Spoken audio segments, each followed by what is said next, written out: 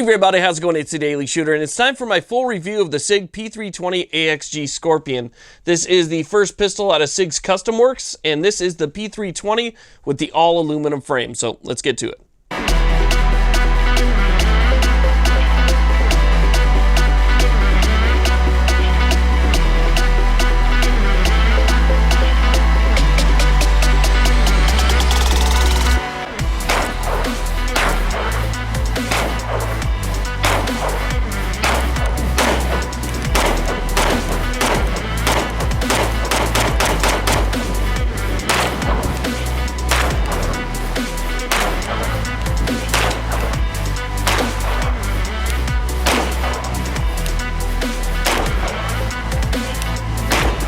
Now, before we get started, I want to thank those who help support this channel. First off, my Patreon supporters. Thank you all very much for the support that you've given me over the years. I appreciate it more than you know. The Firearms Policy Coalition. If you're not a member of the Firearms Policy Coalition, check the link in the description box, become a member like I am, and donate when you can. They are out there every single day fighting for our Second Amendment rights. And also the USCCA. The USCCA is one membership that you need to have if you find the need to defend yourself in your home or outside of your home, and you find yourself in a little bit of hot water. The USCCA will be there to defend you and take care of you through the entire process, including any civil litigation that might come afterwards. So if you find the need to defend yourself and now the family's coming after you, the USCCA is going to be there for you for that as well. Links in the description box. Become a member, and thank you all very much for your support. Let's get started.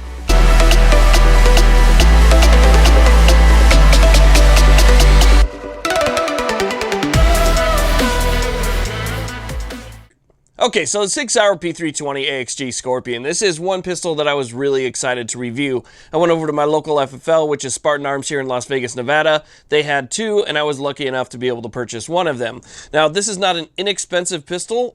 This one cost me $1,100, but I've seen the price vary between $1,100 and $1,300, depending on where you're looking.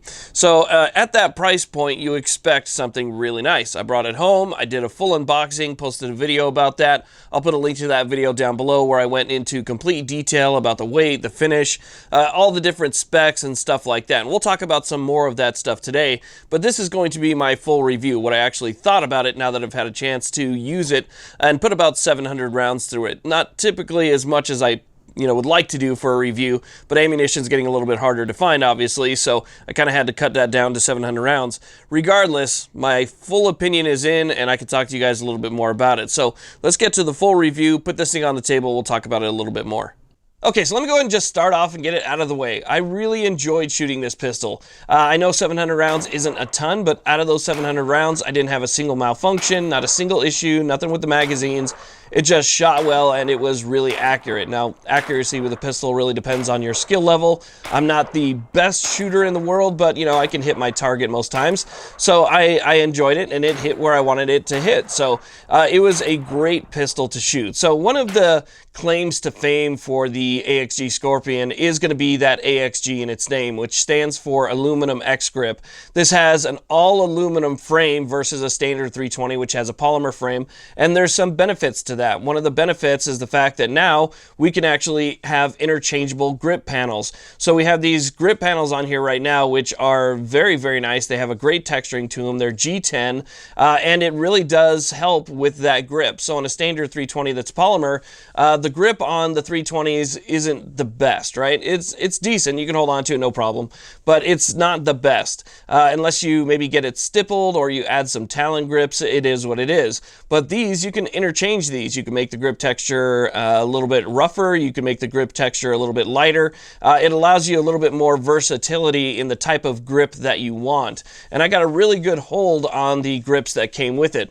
Now, again, with the all aluminum frame here, one of the nice things is we can also switch out the back straps. It currently has these G10 back straps in it that are pretty heavily checkered, as a matter of fact, and that's going to help with the grip as well. But you can interchange those with a different type of back strap to give you a little bit more or a little bit less texture, depending on how you like it. Now, as far as ergonomics and how the gun feels in your hand. Interestingly enough, even though this is a 320 and I think it follows pretty much the same grip pattern and overall size as, let's say, like an M18, it felt better in my hand. I don't know if it's just the fact that maybe it feels a little bit more rigid when you shoot it, but it felt really good in my hand and made it nice and easy to shoot. Now, this comes with the Legion X5 trigger. So the nice thing about this trigger right here is it's got that flat face to it. I prefer a flat face trigger. To me, it just feels much better. You know, it doesn't have a safety blade in the center or anything like that. It's just a nice trigger. It's not the best trigger, I can tell you that. It's you know, nothing to write home about. However, it is a better trigger than your standard 320s. So if you get a regular 320 and you were to compare it to this one, yes, the trigger is definitely nicer on this one, but I think there's still a little bit of room for improvement.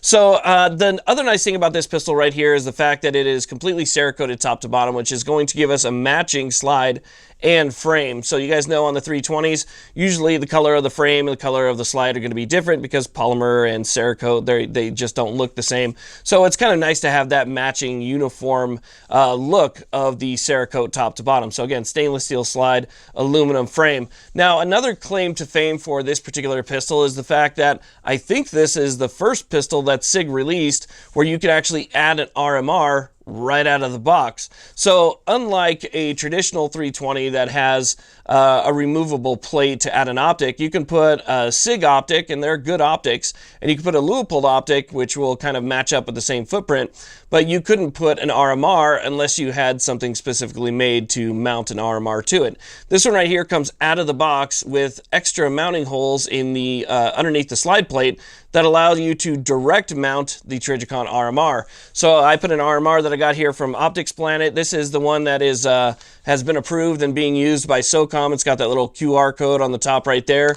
And it worked out perfect. There's a slight gap in the front right here versus when you were to put, let's say, like a Sig optic or something. There's not that little gap in the front, but just a slight gap in the front when you put an RMR. Nothing really all that bad.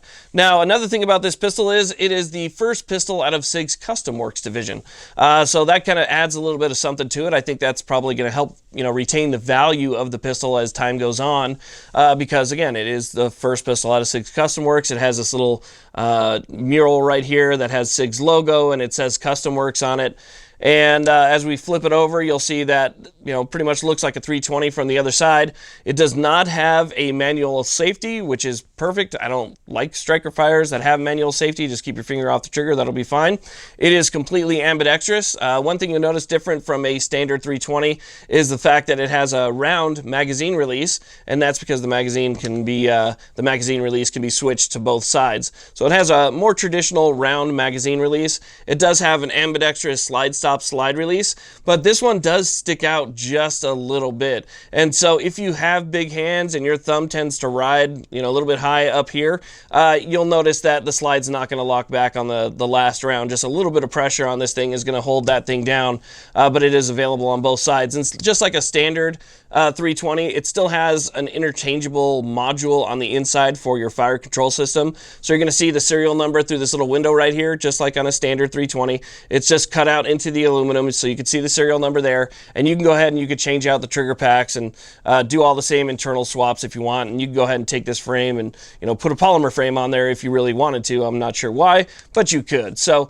you know, it's a great pistol. I was fairly accurate with it. You know, it always takes me time to kind of break in with a new pistol. So when I take something out and I'm used to shooting something else, you know, the first few shots will be kind of a larger group, and then as I get more and more used to it, the groups tend to tighten up a little bit. But I found that this was a fairly accurate gun right from the start. Felt really nice. It was great to shoot. The slide on this thing is super smooth.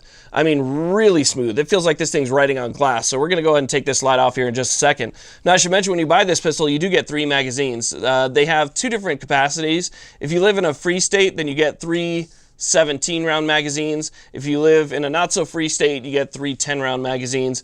And unlike previous models of SIGs, they actually have the witness holes on the back, so you can see how much ammunition is actually loaded up, instead of just having these holes on the side that are at incremental levels, so you can kind of see, you know, at what increment you're on right there. So 3 magazines, you get the pistol, you get a pretty nice case, which we showed in the unboxing, and you also get this commemorative coin. It's got the flag on the front, and it's got the SIG logo on the back right there. So let's go ahead and break this thing down and talk a little bit more about it.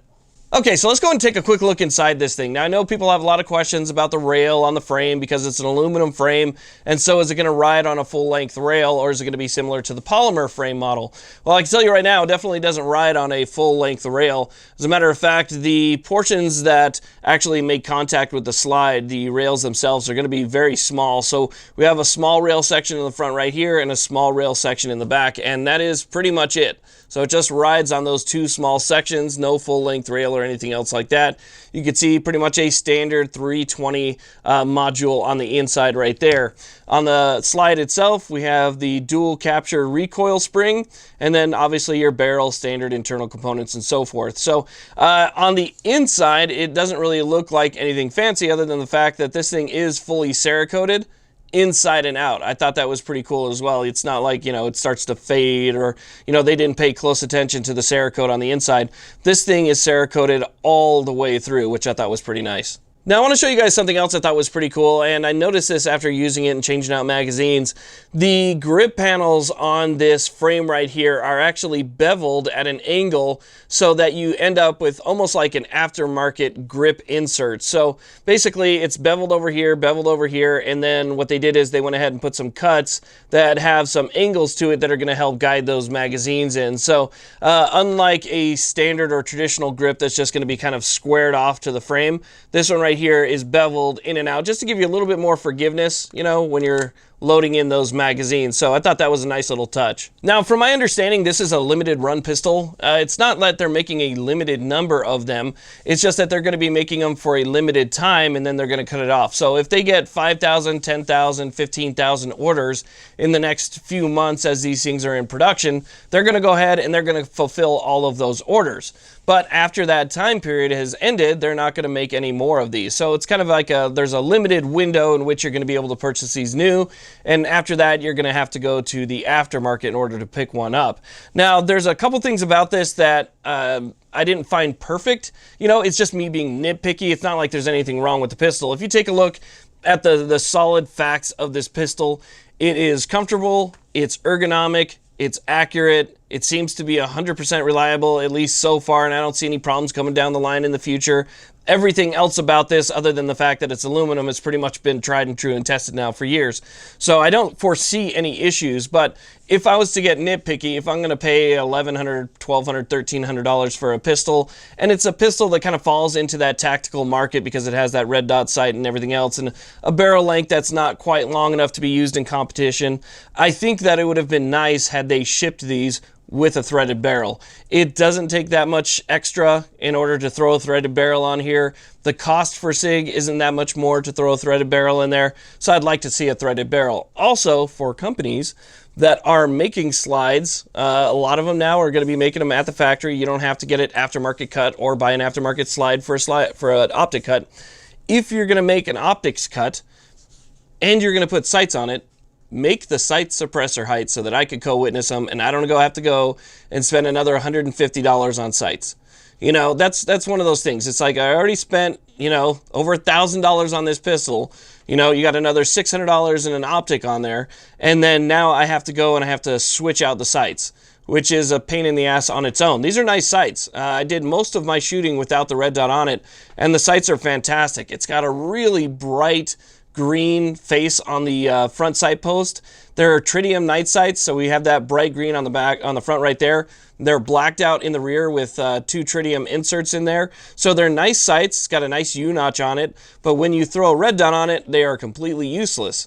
And for me, I like to have at least something that sticks up, maybe even just in the lower 1/8, so that if I had to and something happened with my optic, I could still rely on those sights. But these ones right here do not even crest the top of this RMR. So that's just, you know, again, that's just me. If you're going to have an optics cut on your pistol, and that's not, it doesn't just go for Sig, it goes for any pistol company. If you plan on putting an optics cut, you know, and you plan on putting sights on the pistol, just put suppressor height sights on there. Not a problem. Now, another thing I want to mention is I confirmed something that I thought when I originally did the unboxing and first impressions video, which was the height of my grip versus a standard 320. So with this pistol right here, I'm not sure if it's, you know, where the beaver tail is, the shape of the beaver tail, or anything like that. it might be exactly the same, but when I put my hand and I grip this pistol and then I grip another 320 next to it, I get a higher purchase on this pistol, which is going to lower the axis of the bore in my hand, which is going to lead to a little bit less poppiness, a little bit less, you know, felt recoil, which is really not all that bad with a 9mm, but anything you can do to mitigate that would be good. I went ahead and I shot both of them, and I can get a better grip on this pistol than I can my standard 320. So I guess the next thing is it worth it? Is it worth the higher price point when you can get a standard 320 for so much less? And I would say yes, for a couple different reasons. One, the collectability of it, right? You know that this thing's going to hold its value, may even go up in value. The other thing is going to be the fact that it is 100% reliable, it's dependable, you know this thing's going to last, and you could pound this thing around probably for the next 100 years and it's going to be fine. You know, anything that's, you know, an all-metal pistol is just going to have better wear characteristics than something that's polymer. I am a fan of polymer guns. 90% of my guns are polymer, but the steel guns that I do have, you just kind of know they're like those keepsake guns, right? You know that you're going to have them for as long as you need them. Maybe you'll have to change out some springs and stuff down the road, but for the most part, they're going to stay like this. And so 100% reliable, dependable, accurate, and collectible, I think kind of puts it in that higher category. And so, yeah, I would say it's worth it. And it's definitely not Sig's most expensive pistol. You look out there at some of the other pistols that Sig has on the market, especially the Scorpion line, like their 1911 that's a Scorpion. Those things get pretty expensive. So it's still not all that bad. And I think you kind of have to be a fan of the 320 to begin with. If you never shot a 320, I think you would like it, but again, there's always people, it doesn't matter if you're a Glock guy, a Sig guy, or Smith & Wesson guy, or whatever. There's going to be people that don't like that pistol, and that's perfectly fine. Each pistol is not for everybody, but for me, I really enjoyed it, had a great time with it, and when we get to that 2,000 round mark, or maybe 3,000 round mark, then I'll give you guys an update video and let you know how it's running then. So anyway, this is my review of the Sig Sauer P320 AXG Scorpion. Thank you very much for watching. Please like, subscribe. Have a great day.